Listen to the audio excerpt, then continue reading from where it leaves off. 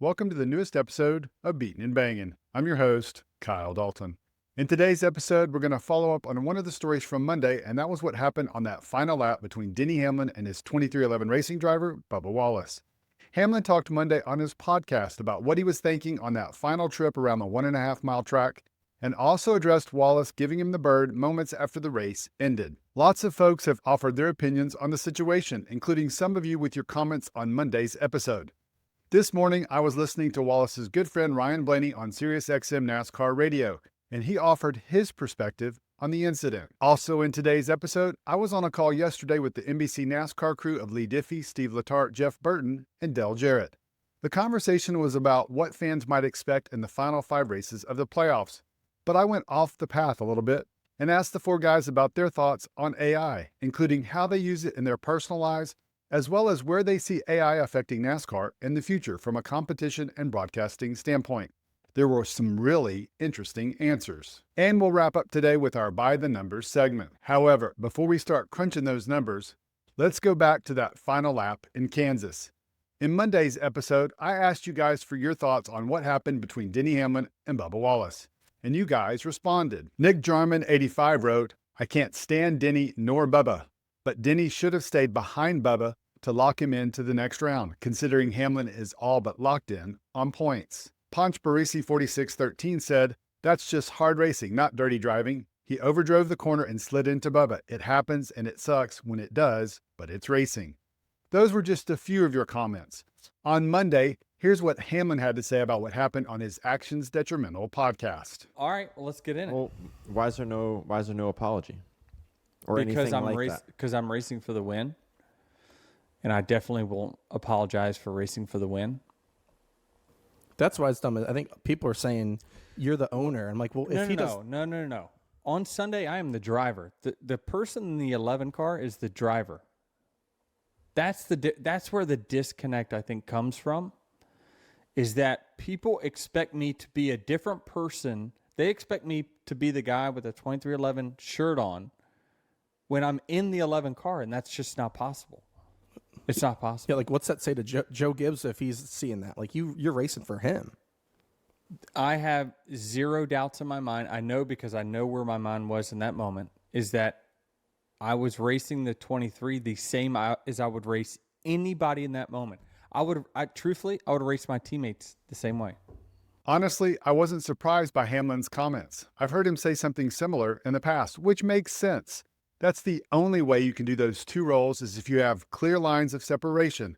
And Hamlin has done that, with Sundays being all about the number 11 car and the rest of the week focusing on 2311. So those were his remarks about the incident.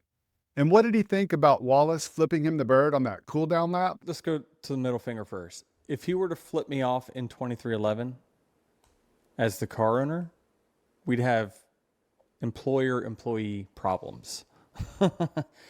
But as a competitor, he's flipping off the driver of the 11. I don't have an issue with that. I mean, I think you can mother the driver of the 11 because you're upset that the finish didn't go as you hoped. But anything directed me as an owner, I would certainly have exception to that, because as an owner, I know the tremendous resources that myself and Michael give Bubba every single week to go out there and compete. We have invested a ton to make sure our drivers have the best cars possible. We're constantly looking to improve. I don't take that personally as the owner. I'm assuming that we got someone that's in the game, on the field, in a heated moment, and I give him grace on that, because I think on Sunday, I know on Sunday we were competitors. Again, Hamlin's remarks reflect his understanding of the relationship he has with Wallace on Sundays. It's his competitors, not boss, employee. And finally, our last item on this same topic I heard this morning while listening to SiriusXM NASCAR radio when Ryan Blaney was on for a full hour. He was asked about his thoughts on the situation and if he had talked with his friend. I rang him up Monday morning, and obviously you're hurt. You want your buddies to do well and win races, right? And when they're in a spot for that, and Yeah, I mean that stunk. He did a really good job of getting to where he needed to be, and had a couple good restarts. And yeah, just the last corner, things got super tight, and unfortunately, he wasn't able to pull it off. And Chase was there to capitalize for sure.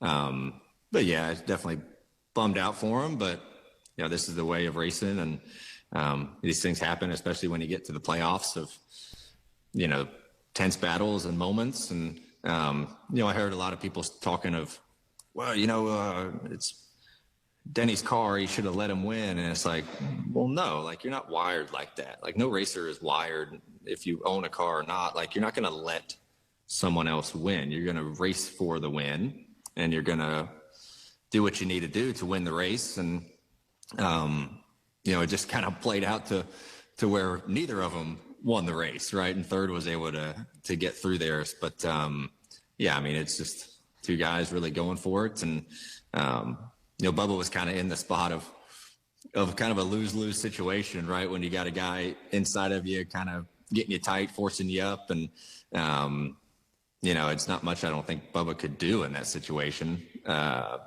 But yeah, definitely he was bummed out for sure. Basically, Blaney confirmed what Hamlin said about once he straps inside that car, he's a racer, and his number one goal is to win. It doesn't matter who is standing in his way, including your teammates or the cars that you own. All right, moving on to our next item, and it was a media call I was on yesterday with the guys from NBC, including Leigh Diffey, Steve Letarte, Jeff Burton, and Dale Jarrett. So the main topic was the playoffs and what fans might expect in the coming month. But as you guys who have followed my channel for a while know, I like to ask questions on various topics. As I showed in an interview last month with Hendrick Motorsports Technical Director Tom Gray, I'm really interested in AI and how it's impacting NASCAR. So I asked that very question to the four broadcasters. How does AI affect their lives personally, and where do they see it affecting NASCAR in the future from a competition and broadcasting perspective? Jump in, because I have a feeling that AI, of the four on the call, I'm going to take that I probably use AI more than my three coworkers. Maybe I'm mistaken there. But so look, for the sport itself, it's impossible to know. I mean, computing power, my years as a crew chief, when I first started as a crew chief, there was no simulation. And I was part of the simulation wave where we created simulation tools to build setups. And then we built systems that would run automatic simulations without engineering driving them. So I'm the same way. I think AI is just a huge tool in just trying to, digest all the data they have. First was data collection, and now you have all this data. What do you do with it? So I think that's the same for the race team. I think it's the same for the broadcasters, right? We have just so much available. We have all of these cameras. We have all of these radios. We have all of this data. We have all of this timing and scoring. And it's impossible for us to watch it all in real time and then prioritize what the story needs to be and be 100% accurate. And I would imagine that AI, much like it is in every field, is just going to help the broadcasters as well as the team just kind of process down and help prioritize what the fan at home wants to see. The goal of any broadcast is to cover as much as happening that's live, so less has to be reviewed and replay, and even less has to be reviewed after the race. And I think that, the power of AI hopefully can just continue to help us catch as much live as possible. I would add to that about the teams. If you want to see a group of people push things to the limit in an effort to make their performance better, give it to NASCAR teams. It is incredible what they do in the quest to simply go around a racetrack faster than the next guy. They will push the limits. They will find things that don't work. They will make those things work. And they'll be doing that behind closed doors. So I can assure you that there is a tremendous amount of effort being put into it, but you may not be hearing about it because no one wants to give up an advantage. Steve talked about simulation. I mean, I remember when we didn't even know what that was. The first time I heard about it, Mark Martin and I were talking to Rusty Wallace, and he mentioned that they were using it to help set their race cars up. And Mark and I looked at each other like, we were just had no idea this was even a possibility. And, Rusty shared that with us, right? But teams aren't going to share, for the most part, what they're doing to be better. And simulation was that way. And, certain manufacturers had motion simulators before a lot of people even knew about it. So the teams are unbelievably good at pushing barriers and making things happen and finding opportunities and then jumping on it. And I can assure you that they are pushing it to its limits, and they will find its limits and then find a way to make it go further. If you owned a technical company and you wanted to be in the AI business, get involved with a cup team and let them help you, because they'll find what works and doesn't work. And I have 2 teenage sons, so they're always pushing me to be more involved with AI than I currently am. Can see massive benefits in it with the volume of information that we have to process in a broadcast, and the volume of statistics that we have to process in a broadcast as well. And then to Steve's point, from the actual TV side of it, the television production side of it, I can't see how it's not going to have an impact moving forward. But I see it as a massive positive. I guess speaking from the oldest guy in the group here, I will just say that it is something that I pay attention to. Never thought that I would, but I do now. I think that there are others out there like myself that have a harder time envisioning and saying, why do we need this in the sport? But I understand why the teams do it and what they're using, because it doesn't matter if you were back in the 80s, 90s, early 2000s when I was racing. We looked at and used every tool that we could. And now they have something that is much more massive, and the opportunities are kind of endless as to what they can do as they move forward with this. And, it has taken things to another level, and I'll just be quite honest that I rely on Steve to tell me whatever the hell I need to know about it. Quite honestly, going in, I wasn't sure what kind of answers I was going to get, but I was really impressed by both Letarte and Burton's responses and couldn't help but laugh with Dale Jarrett's final answer. Good stuff. All right, and now it's time for our By the Numbers segment. But before I get started, I just want to give a shout out to my man, Joel Steuben, who creates all these amazing graphics I've used the last couple of seasons. He went to the Kansas race this past weekend and was repping the brand. So thanks, Joel, for the amazing graphics you provide and for spreading the beating and banging gospel to the masses. Now we're going to start off with this week's numbers with our last 5 races analysis, and we have some shuffling at the top. Last week, Chase Briscoe was second behind Ryan Blaney, and this week the number 19 driver has moved into the top spot with a strong 5.2 average finishing position in his last 5 races. All of them inside of the top 10, including 3 inside the top 5, with his win at Darlington top of the board.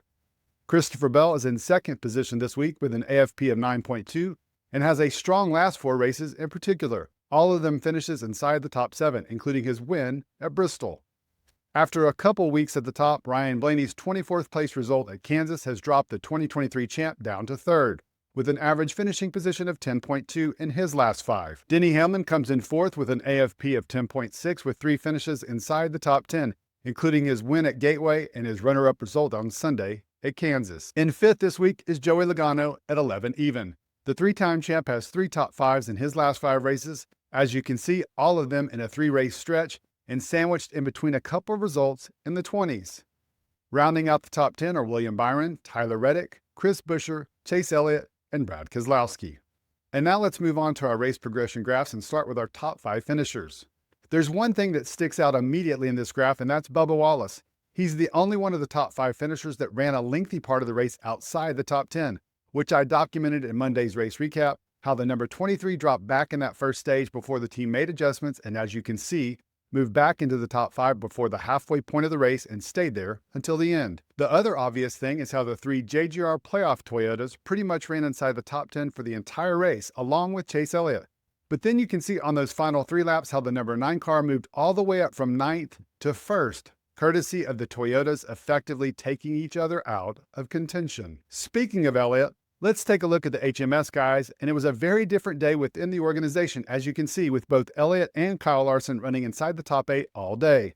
Meanwhile, Alex Bowman and William Byron started off similarly in that first stage and then had basically opposite days. I talked in Monday's recap how Byron was not happy with his car for much of the race. That's reflected in this graph and also shows how Rudy Fugle made some late race adjustments and the team improved to a top 10 finish. The boys at Team Penske had a day, and they knew it was going to be an uphill climb from the drop of the green flag with both Blaney and Logano starting in the back of the field.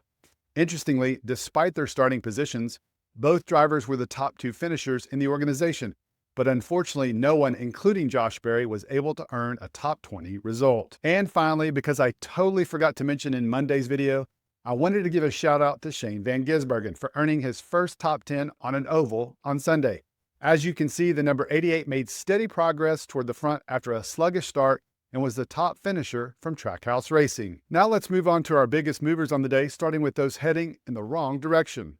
AJ Allmendinger started 20th and finished 36th, losing 16 spots in the race, and he's followed by a tie for second between Ty Gibbs and Ricky Stenhouse Jr., who both lost 17 spots apiece. Josh Berry lost 20 positions on the day, but the biggest loser was Carson Hocevar, who started 6th and finished 29th, losing 23 spots in the race. Now let's switch to those heading in the right direction, and as you can see, Ryan Blaney, who started from the back of the field in a backup car, picked up 13 positions on the day, while his Penske teammate Joey Logano and the aforementioned SVG both picked up 14 spots each. But the biggest as far as positions gained are concerned were Ty Dillon, who picked up an impressive 20 spots, and Brad Keselowski, who started 31st and finished 8th, gaining an impressive 23 positions. And our last thing for today's By the Number segment is our Mario Kart point standings. Let's first take a look at last week's numbers, and you can see Christopher Bell had an 11-point lead over JGR teammate Chase Briscoe, a 14-point margin over Ryan Blaney, and a 16-point margin over Kyle Larson and Denny Hamlin. This week, Bell has extended his lead by a single point over Briscoe, while Denny Hamlin has moved into the third spot, 14 points behind his teammate. Kyle Larson and Chase Elliott are now tied at 200 points in fourth spot, while Blaney is now in fifth, 23 points behind the leader. Should be a fun 5 weeks to see how this all plays out. All right, guys, that's a wrap on today's episode.